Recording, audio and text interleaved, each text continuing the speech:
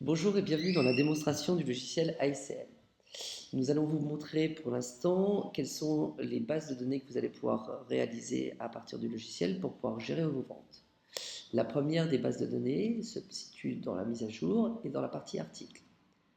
Article vous permet de regarder les produits que vous avez déjà en stock et aussi de pouvoir créer des nouveaux produits ou de pouvoir les importer à partir d'une base Gamma. Si je prends un produit tout simple, avec un stock de 2, et je vais dans la fiche article, je vais pouvoir voir en fait effectivement qu'il a sa désignation, son code barre, sa référence de votre fournisseur et la référence du grossiste, la référence de la marque et la sous-famille. Tous les produits en fait d'ASM sont réglés dans une famille et sous-famille et dans une marque qui vous permet de pouvoir gérer vos statistiques. Vous avez bien sûr votre prix de base, votre prix fournisseur et le prix qui va évoluer selon vos différentes ventes et vos différents achats, c'est-à-dire le prix moyen pondéré. Ici, vous avez vos différents types de tarifs et avec votre niveau de marge. Vous pouvez bien sûr dans cette fiche changer les codes barres, les informations supplémentaires, les tarifs dégressifs dans le futur et les ventes que vous avez en attente ou les ventes que vous avez déjà réalisées.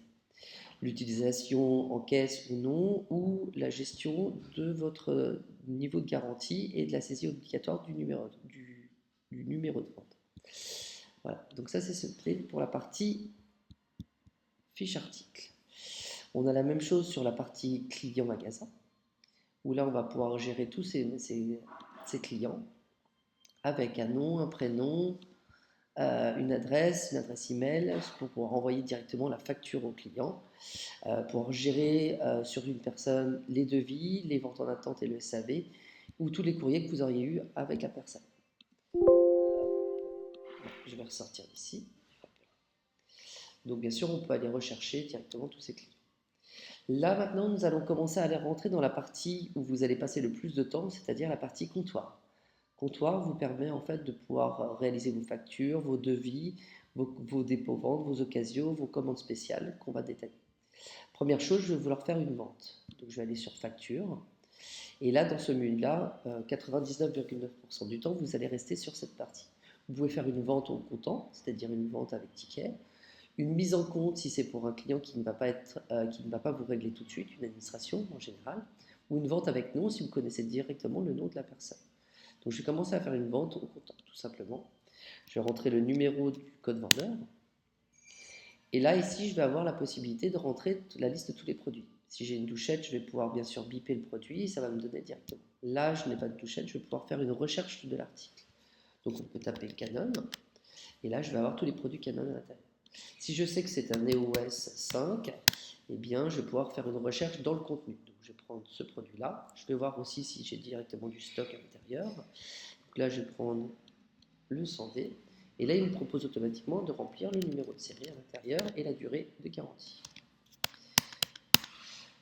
Je vais pouvoir modifier le prix si je veux faire une commande, une remise.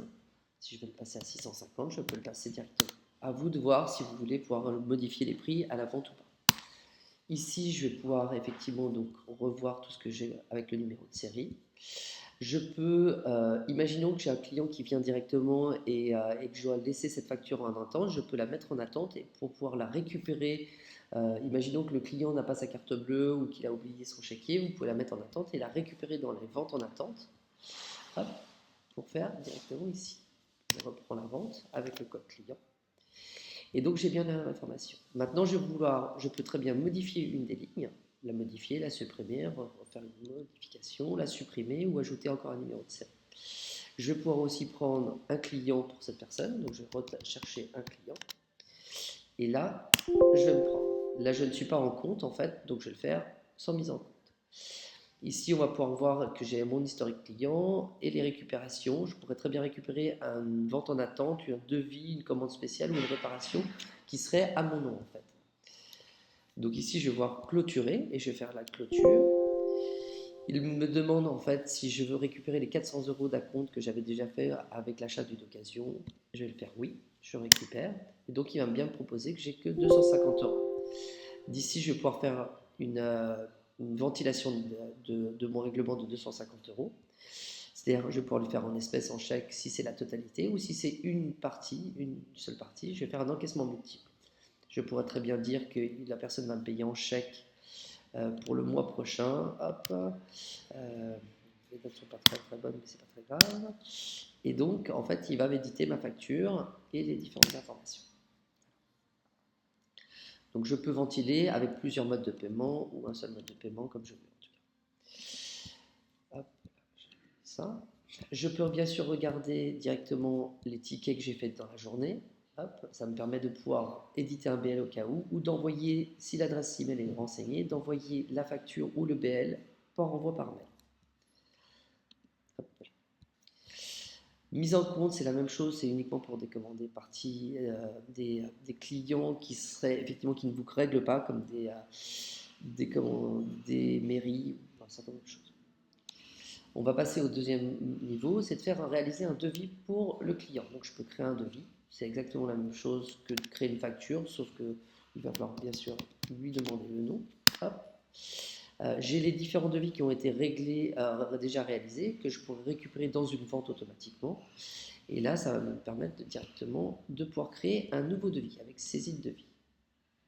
Donc là, je vais rechercher des produits. Ouais, 6, hop. Je prends ce produit-là. Si je veux lui faire une remise de 5%, je peux le faire. Et pareil, je rajoute progressivement tous les articles. Quand j'ai fini mon article, j'ai fini mon devis, je vais pouvoir clôturer le devis. Et je vais pouvoir l'éditer en TTC ou en hors taxe, lui donner une date de validité, créer une facture proforma ou un devis, imprimer en A4 ou lui envoyer directement en PDF au client.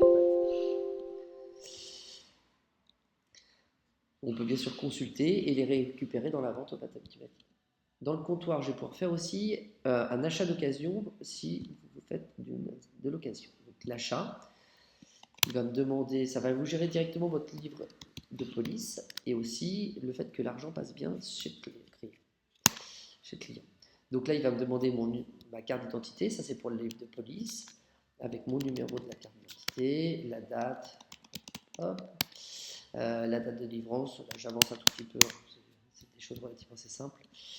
Valider, et là il me demande le numéro de commande de l'appareil, la désignation, EOS 5D, le nombre de mois de garantie que je vais vouloir faire, il va être mis dans une marque et dans une sous-famille, et le prix d'achat que je vais faire, je vais le reprendre 1000 euros. Je peux décider maintenant ou plus tard que je vais vouloir faire 20% de marge, donc il me donnera bien mon prix, intégrant bien la TVA sur uniquement la différence. Je continue. Je peux dire si c'est une collection, s'il sera sélectionné pour être mis sur Internet automatiquement, et l'état du produit. Bien sûr, là j'ai mis un produit, mais en gros, quand on fait un rachat, on pourrait prendre l'optique, les différentes choses, tout en continuant. On a la différente saisie ici. Là, je vais faire fini. Et là, je vais valider ce rachat. Donc là, j'ai la possibilité de le déduire de la vente, c'est-à-dire qu'en gros, ce montant de 1000 euros sera crédité sur le compte du client. Donc si je lui refais une vente après, ça me permet de le gérer. Ou de le payer directement par chèque, ou de faire une partie chèque, une partie déduction. Donc là, je vais le faire déduire de la vente. Et là, il va vous sortir un bon, effectivement, pour pouvoir faire le step. Les acomptes de 1000 euros sont automatiquement crédités sur la compte. Hop, hop. Donc imaginons maintenant, donc ça c'est sur la partie occasion. On pourrait bien sûr dans le menu aller faire une réparation d'une occasion, prêter une occasion, supprimer un achat. Pareil pour les dépôts-ventes, c'est exactement la même chose. La seule chose c'est que vous avez en plus le menu paiement d'un article déposé. Voilà. Je continue sur comptoir. Là je vais faire une commande spéciale. Une commande spéciale c'est un produit que vous n'avez pas en stock mais que vous voulez attendre commander pour un de vos clients. Donc vous allez faire commande spéciale, enregistrement d'une commande spéciale. Et là je vais chercher donc mon nom. Hop. Et là, je vais chercher les produits qui vont bien là-dessus. Donc je vais taper EOS 5. Et effectivement, je prends le kit, le 600. Je vais pouvoir lui faire un prix, une remise, la même chose. Et donc, je peux rajouter même d'autres articles qui sont en commande spéciale. L'avantage de ce système, c'est que sur cet espace qui est là, à partir du moment où votre client, vous allez recevoir le produit en magasin à partir de la scan ou à partir de votre fournisseur, eh bien, le logiciel vous proposera automatiquement de notifier votre client par SMS ou par mail que le produit est bien arrivé chez vous. Donc là, je fais fin de saisie, je fais valider. Est-ce que je veux déposer un acompte de 50 euros? Hop, c'est donc je veux le faire en espèces, en chèque, ou je peux le faire en encaissement multiple. Je vais me dire en espèces pour 25 euros, 26 euros, et en carte bleue pour le reste de 24 euros. Hop. Donc il me demande le rendu de monnaie, bien sûr. Hop. Je vais faire sans impression. Et là, si je fais dans la consultation et modification, je vais bien voir mes différentes commandes qui ont été faites, si elles sont arrivées en stock ici. Et imaginons que effectivement j'ai bien reçu les informations, je vais pouvoir dire je le réserve dans une petite réserve à côté de chez moi et je le notifie par email, je lui envoie un mail qui est déjà prédéfini avec bonjour monsieur, votre cadeau assisté est bien arrivé à votre magasin. Voilà. Ici, vous pouvez faire de la consommation de produits, vous pouvez gérer aussi tout ce qui est enregistrement d'un SAV. Donc là, on va faire une réparation rapide. Hop. Donc la première chose, c'est trouver bien sûr le nom de votre client. On peut bien sûr lui recréer un client. Hop. Je le prends ici. Et là, vous pouvez faire un devis avec ou sans garantie. Ça dépend des trucs. Donc on va faire avec devis. La désignation du produit, c'est les 500. Hop, le numéro. Le code du réparateur, comme ça vous pouvez savoir vers quel réparateur vous l'avez envoyé. La famille, si c'est un boîtier, donc c'est un réflexe, REF. Et donc, réparation SAV. Et là, les problèmes qu'il y a sur le produit, les articles déposés et les acomptes que vous allez pouvoir mettre de 50 euros. Hop, je valide. Et là, je mets en carte le paiement de 50 euros. Comme ça va, je suis sûr que mon client revient pas. Hop. De là, après, vous avez dans le menu, je ne vais pas vous le montrer tout de suite, mais vous avez la possibilité de modifier les devis. C'est-à-dire, dès que le client, le réparateur va vous donner le prix, vous allez pouvoir donner le prix et rajouter votre marge et envoyer un courrier directement par SMS ou par mail à votre client pour lui savoir s'il veut accepter le devis, la réponse du client, le retour du matériel quand il arrive et la reprise du matériel. Donc voilà, c'est toutes les étapes à peu près logiques du système. On peut faire des recherches de tickets, on peut faire des remises en banque, des règlements de factures par rapport à des factures des clients qui étaient en compte, qui ne vous ont pas réglé. On rentre directement dessus. On a une gestion de stock, on a une gestion d'inventaire qui vous permet une fois par an de refaire votre inventaire en complet avec des douchettes que nous louons.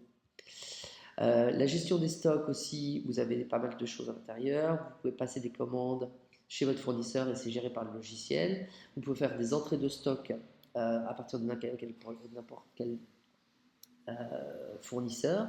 Mais l'avantage de cette version, c'est qu'effectivement, si vous récupérez les fichiers par Internet de la scan, quand vous avez un paquet scan qui arrive, vous récupérez informatiquement l'EBL, comme ça vous n'avez pas besoin de redonner toutes les lignes les unes à la suite des autres, et ça vous met à jour vos prix, vos étiquettes, et vous avez pour le faire à l'intérieur. Donc voilà, c'est relativement assez sympa là-dessus. Vous avez besoin de faire normalement aussi une fois par jour un traitement de fin de journée pour regarder votre résultat. Donc là, je peux voir effectivement qu'est-ce que j'ai fait comme règlement pour voir si j'ai eu mes bonnes entrées, si les acomptes et les reprises sont bien été faits. Et donc à la fin de la journée, on fait un traitement de fin de journée. À la fin du mois, on va faire aussi un traitement de fin de mois qui va récapituler et valider que votre société est en bon ordre à l'intérieur. Voilà. Donc voilà, c'est cette petite démonstration assez rapide pour vous expliquer un petit peu ce qui se passe dans l'ACM, en sachant que l'interface que vous voyez ici est l'interface d'origine. Nous sommes en train de préparer en fait une nouvelle interface d'ici quelques mois qui vous permettra d'aller largement plus rapidement dedans et avec des nouvelles fonctionnalités pour automatiser pas mal de fonctionnalités. Voilà. Je vous remercie de m'avoir écouté et si vous avez des questions, n'hésitez pas à me recontacter. Merci, au revoir.